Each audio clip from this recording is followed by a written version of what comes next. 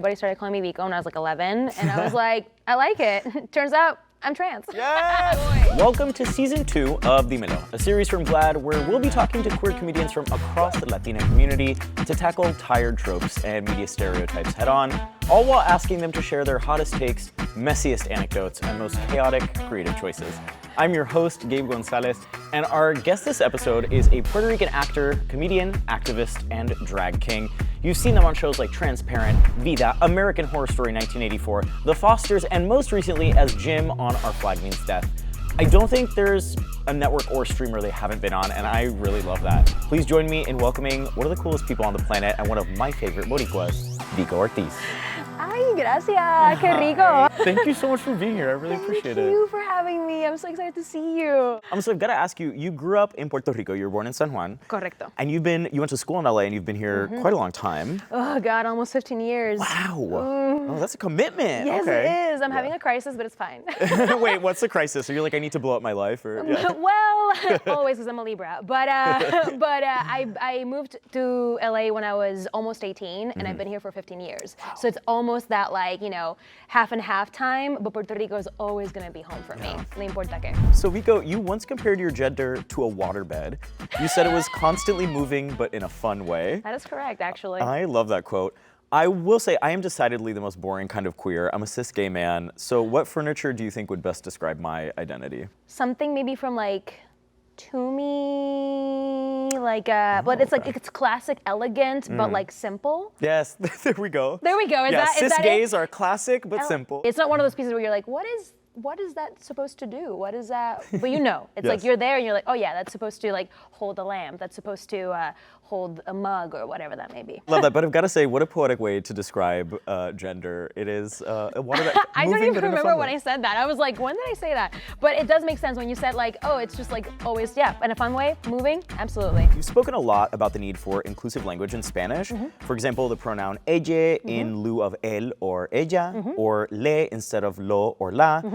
But it seems like whether it's an X or an E, a lot of weirdos will find a way to get mad about offering non-binary people a way to accurately talk about themselves in Spanish.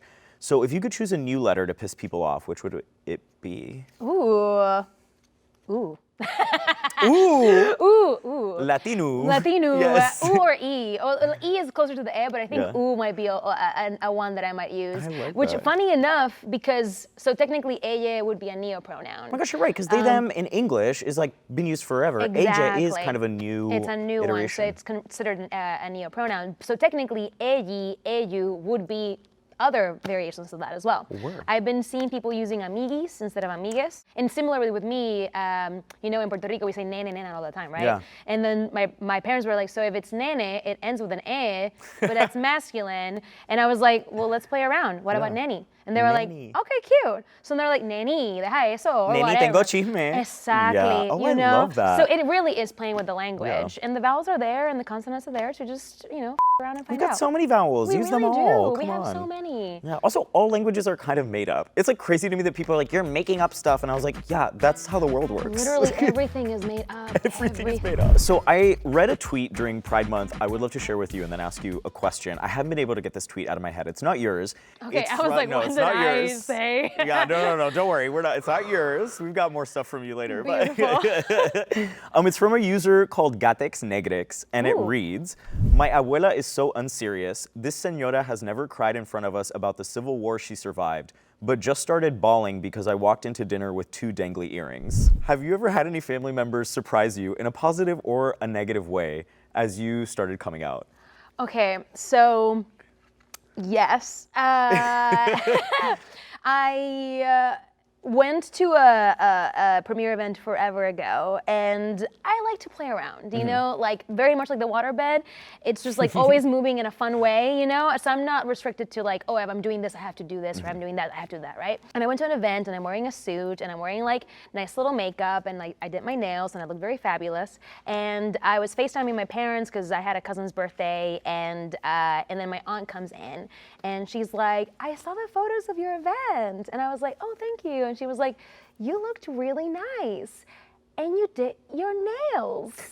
And I was like, Yes, I did. And I could see her being like, aren't you not supposed to do that anymore because you're no longer, and I was like, I could see her trying to be like, what is happening? Her brain is melting in real time, I know, right? I was like, you're not supposed to do that anymore. Like the nails are for women. And I was like, yeah, because I liked it and I felt pretty and I just wanted to like continue to look beautiful and amazing. She was like, okay, you're really opening my mind. And I was like, cool, rad. So yeah, it was like a positive one, but I definitely could see her being like, well, if you're not this, you have to be that, right? And then I could see the shifting of expectations, like going from one end to the other, and I'm like, nah, everything counts, y'all. Have fun. Yeah. Why stress? If you feel good, if you're about it, you feel hot and sexy and handsome and gorgeous and beautiful, do it. We've had several reports the last few years showing Latina representation in film and TV continues falling. GLAAD's Where We Are on TV report also shows that same trend among LGBTQ Latina characters. A lot of people have been begging for this to change, but it hasn't. So in my opinion, I think it's time to bite the bullet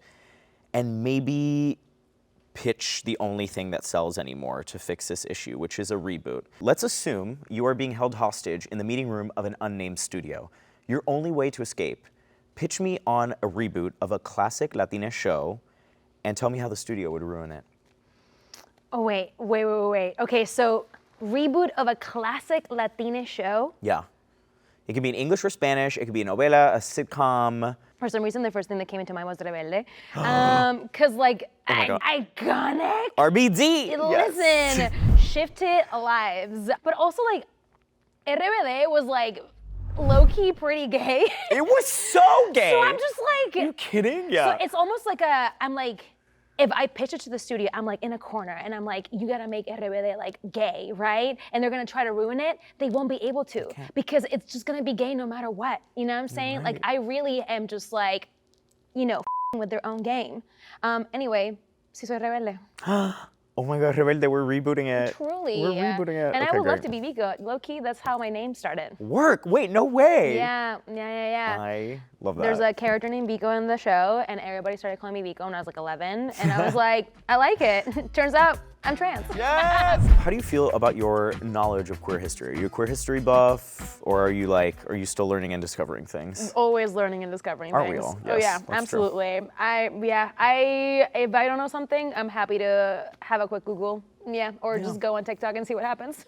Yeah, me too. I hate when people are like, yeah, I know that, and they don't. And I'm like, you don't have to lie. We're all learning. You can't know everything. We recently learned that dinosaurs, most of them had feathers. Yeah, isn't that crazy? So I'm like, listen, what we thought was a thing is no longer. So I am open to everything. Land Before Time was a lie. It was a Wow, lie. but was it beautiful? It was beautiful. It was. It was so beautiful. Healing. Queer trivia questions. Gorgeous. I I've got love a this for me. Queer trivia question for you. And I want to see if you know. We're going to give you multiple choice possibilities here. Thank so you you for don't have to that. like pull it out of thin air. You got it? Okay, let's go. Which of these historical figures did Frida Kahlo allegedly hook up with? Was it Leon Trotsky, Dolores Del Rio, or Chavela Vargas? Chavela Vargas. Oh my God. So hot. I would have loved a tape for that. Yeah, where's the footage of Where's that? the footage of Where's that? that footage? So you're right, but technically the answer is all of the above. Oh my gosh, of course. Yep. That makes sense. Yeah. Frida Kahlo, renowned Mexican painter, but also bisexual communist. I love that legacy. Love that legacy for her. her. It's the unibrow. I really think the unibrow is like, it's got an appeal. I do have a thing for unibrows. Me too. I know, and I don't know what, it just happens. And the people that I'm like attracted to, like that don't have one, used to have one, and I'm like, I guess I'm just drawn. You like, just naturally. sense the former presence of the Yeah, unibrow. it's just there, and I'm like, you must have had a unibrow, so let's kiss. Let's kiss and have you grow it back. Yes. Yeah. I Yes. love that. And you know what equals go hard when we got our eye on something. That it's should gonna be on my dating app. Yeah. Just like looking for unibrows. If you don't got one, don't swipe. In need of waterbed and unibrow. That's Correct. it. That's it. That's my new Wikipedia page. Unibrow lover, waterbed queer. So Vico, before we let you go, is there anything you'd like to leave us with, or would you like to share where folks can find you online or gosh. see you? Yes. You can find me on Instagram as Puerto Rican Ninja. I'm on X. Whatever that I is. can't even call, I forget that it's called that. I'm on X as V_Vico_Ortiz. I'm also on TikTok, Vico_Ortiz. Yeah, I'm out there doing drag shows, animation, audiobooks, and just, you know, being a sweet little waterbed slut. I love that. we found a new tagline for you. It's gonna be great. Yeah. I'm claiming it. I'm really claiming it. All right, well, Vico, thank you again for joining us. I really appreciate it. And thank you all for watching. You can find me online using the handle Gaybones, GAYBONEZ. And if you'd like to check out more episodes of Dímelo, you can find those on GLAAD and LatiNation social media channels. We'll see you next time.